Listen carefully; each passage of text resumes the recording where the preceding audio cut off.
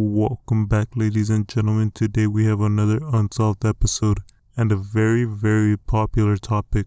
We have two of the most unsolved UFO sightings and encounters. We will be diving deep into these cases and what happened. Now sit back and relax. On March 13, 1997, between the hours of 7:30 to 10:30 p.m., thousands of people saw strange lights in the sky. They were seen in Arizona, Phoenix, and Sonora, Mexico. The lights were seen in a triangle and stationary formation passing over the cities. The United States Air Force would later go to claim the triangle formation was training from their A-10 Warhawk aircraft. The governor at the time, Fifi Symington, also saw the lights, but advised everyone it was not aliens and to keep calm. Years later, he would go to call the experience otherworldly. Let's get into the official report. At 7:55 Mountain Standard Time, a man called in saying he saw a V-shaped object, the size of a 747 with 6 lights. A unidentified police officer was the next to spot the object. At 9:15 Mountain Standard Time, he said the lights were glowing bright orange and reddish. Prescott and Prescott Valley also got strange lights. At approximately 8:17 Mountain Standard Time, when people started calling in seeing strange lights forming in a V section. At the town of Dewey, 10 miles east of Prescott, Arizona, 6 people saw a large cluster of lights while driving northbound on Highway 69. The first sighting in Phoenix came from a family that was in Prescott Valley. They saw the lights, and at first were 5 separate lights, but once it started getting closer and closer, they saw it turned into a V shape, and at one point was 100 feet from their house, just hovering above, and it was completely silent. It also passed over the Phoenix Sky Harbor International Airport. When the object passed over Phoenix, a semi-trucker driver witnessed the whole thing, and he had this to say: "I'll never be the same. Before this, if anybody had told me they saw a UFO, I would have said, yeah, and I believe in the Tooth Fairy.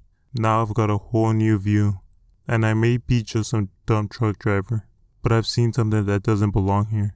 Grainer stated the lights hovered over the area for over 2 hours. 20 years later, in 2017, actor Kurt Russell claimed to have been piloting a small plane to Phoenix with Oliver Hudson.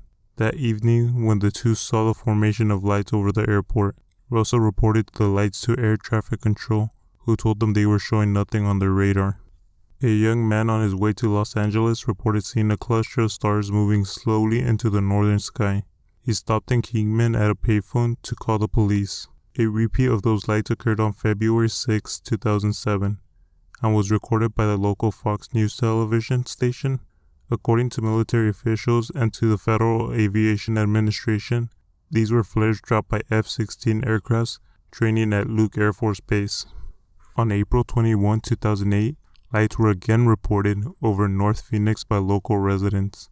According to witnesses, the lights formed a vertical line, then spread apart and made a diamond shape.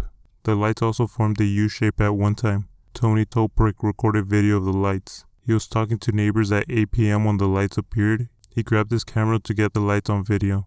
A Valley resident reported that shortly after the lights appeared, 3 jets were seen heading west in the direction of the lights.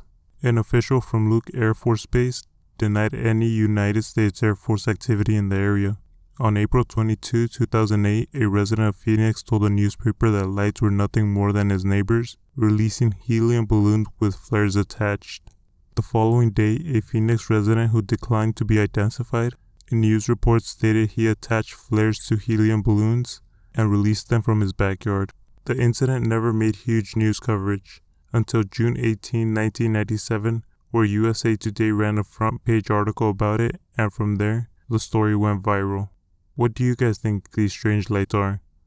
What was really flying that night?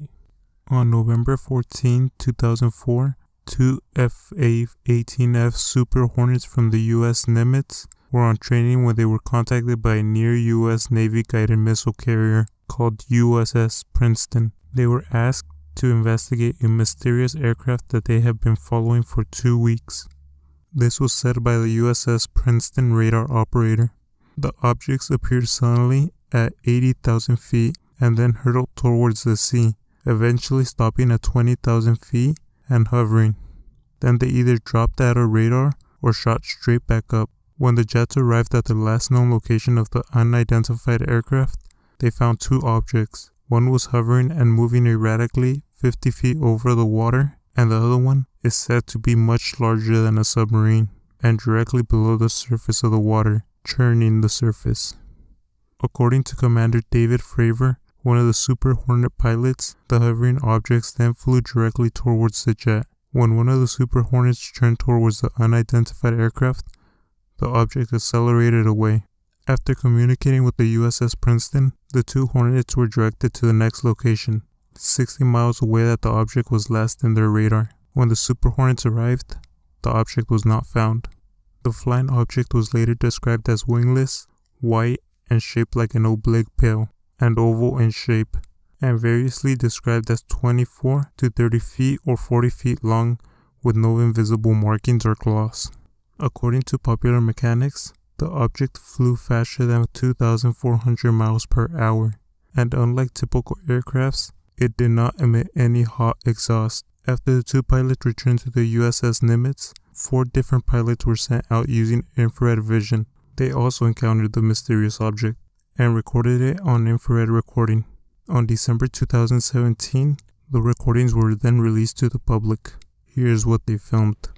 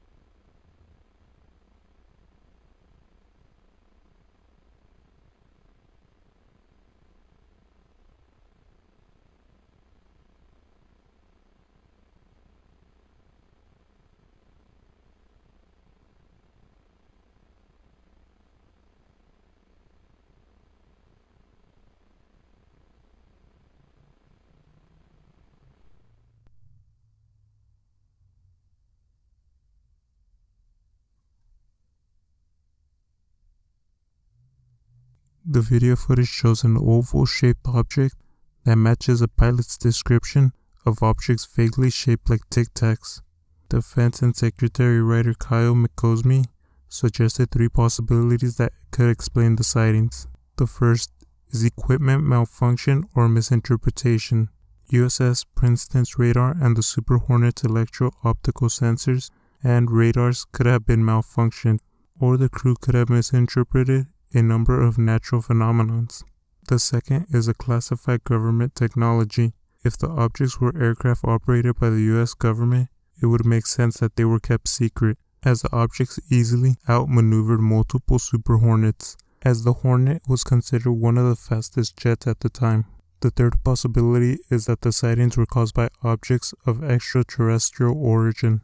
What are your guys' thoughts on Kyle's suggestions? Which one do you believe really happened? As of now, these cases remain unsolved.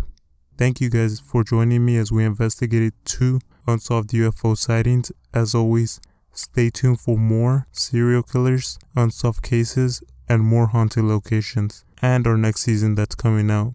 And just like that, Mystery Hunters out.